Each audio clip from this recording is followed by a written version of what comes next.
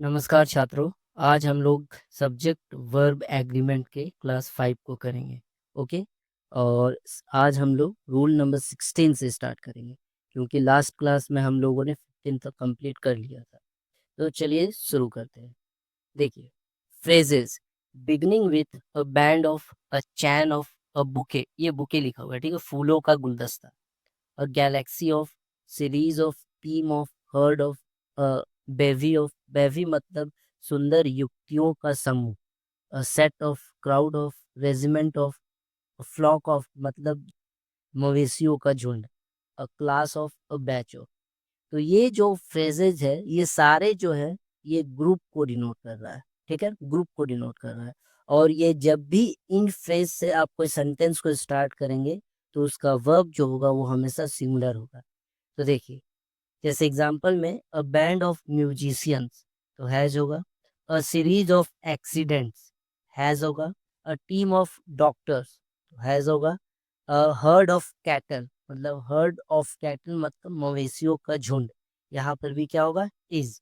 A set of bangles, चूड़ियों का समूह, ठीक है, चूड़ियों का सेट, यहाँ पर भी क्या होगा, हैज होगा। ठीक है, चलिए देखिए रूल नंबर 17।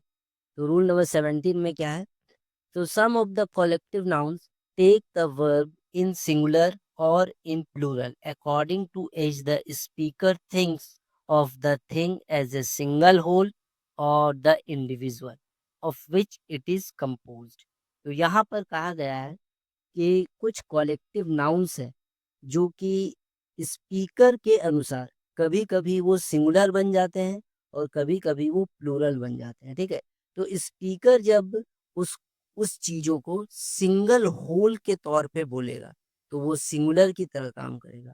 अगर वही कॉलेक्टिव नाउन जो है वो इंडिविजुअल की तरह कंसिडर किया जाएगा, तो उस पे आपका प्लूरल वर्ब लगेगा। ठीक है, जैसे एग्जाम्पल देखते हैं तब आपको समझ में आएगा।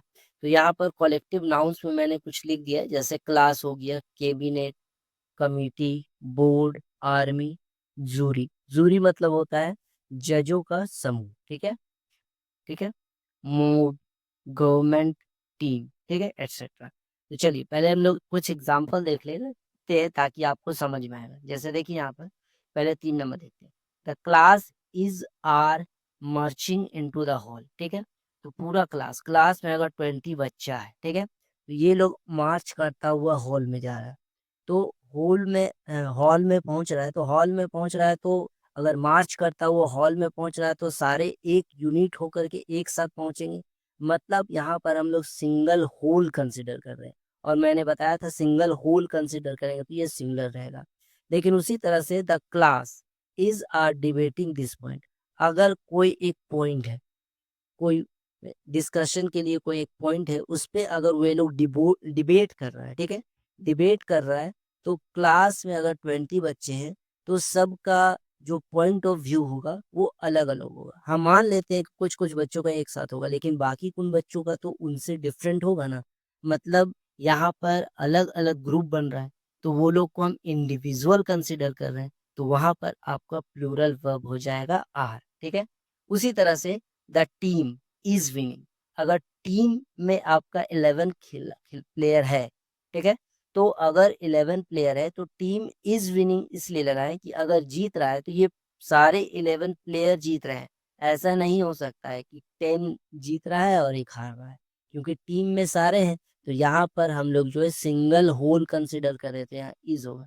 लेकिन वही देखिए, the team is are fighting for a win, तो टीम जो है वो, माफ करिएगा, हाँ, तो टीम जो है वो फाइटिंग फॉर ए विन, तो यहाँ पर टीम जो है विन के लिए फाइट कर रहा है।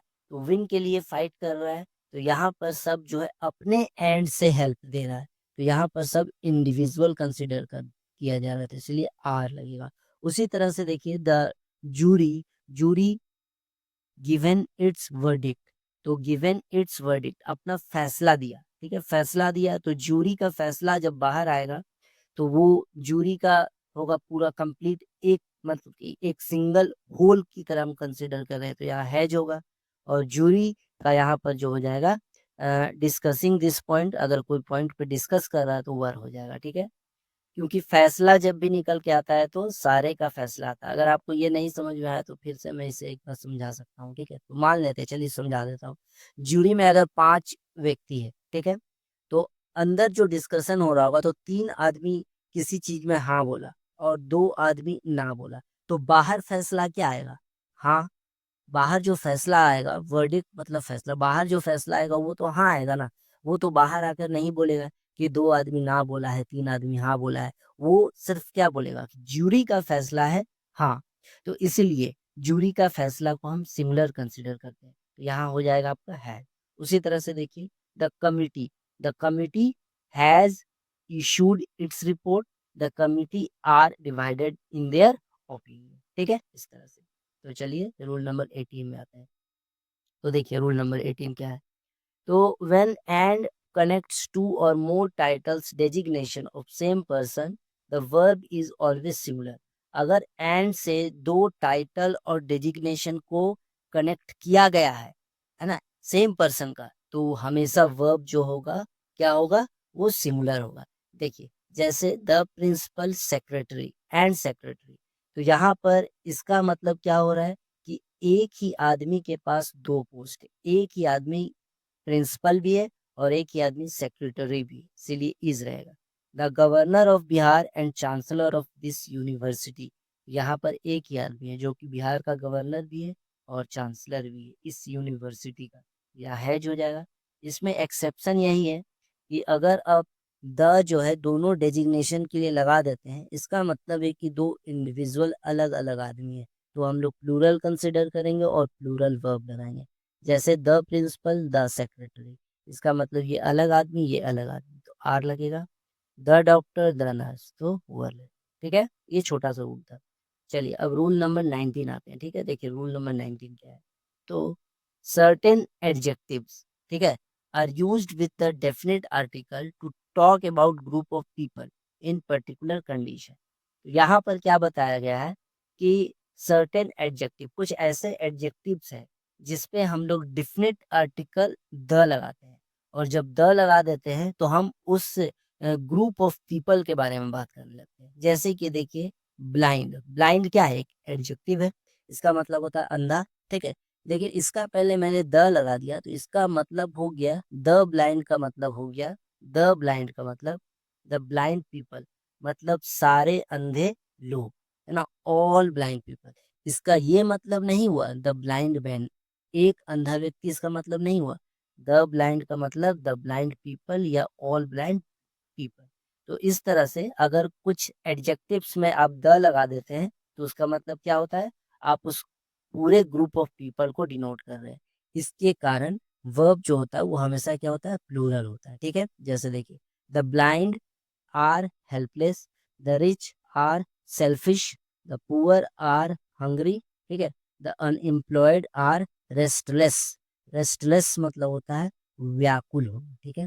अगला रूल देखिए, plural nouns commonly misused as singular, कुछ ऐसे भी प्लूरल नाउन्स है जिसको हम लोग गलती से सिंगुलर कंसिडर कर लेते हैं, ठीक है।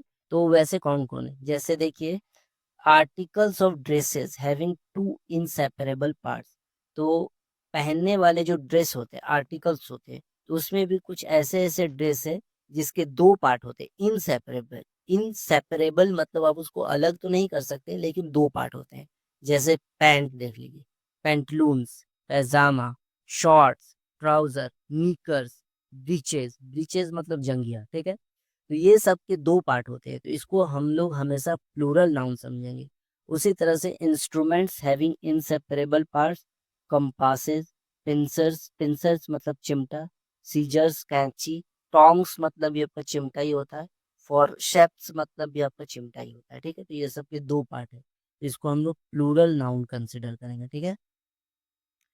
पार्ट्स ऑफ बॉडी, देखिए पार्ट्स ऑफ बॉडी में भी कुछ बाउल्स, इंट्रेल्स, इंटेस्टाइन्स, है ना, इंटेस्टाइन्स मतलब भी आंतें होते हैं, ठीक है।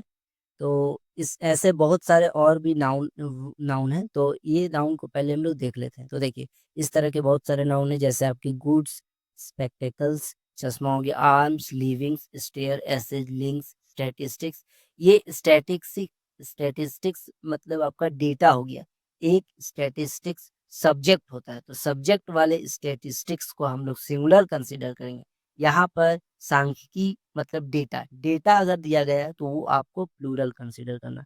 उसी तरह से क्लोथ्स, प्रीमाइसेस आपका भवन का आगे में जो एरिया है या पीछे परिसर, thanks, credentials, tidings, custom, remains मतलब अवशेष, तो ये सब आप देख लीजिएगा, ठीक है। तो ये सब को हम सारे क्या समझते हैं, ये प्लूरल नाउन्स है, और इसके साथ हम लोग हमेशा प्लूरल वर्ब देते हैं। जैसे देखिए एग्जाम्पल भी हम लोगों ने दिया है ना, her scissors is not very sharp, ये गलत है, हर सीजर्स आर होगा। This goods is for sale, ये गलत है, this goods are for sale. Your clothes क्या हो जाएगा, आर हो जाएगा, ठीक है। दिस स्टैटिस्टिक्स शो हो जाएगा, हिज वेजेस आर हो जाएगा, माई स्पेक्टिकल्स आर हो जाएगा, ठीक है। तो आज का लेसन खत्म होता है। आप लोग को बहुत बहुत धन्यवाद, और प्लीज आप मेरे चैनल को सब्सक्राइब और लाइक कीजिएगा। धन्यवाद।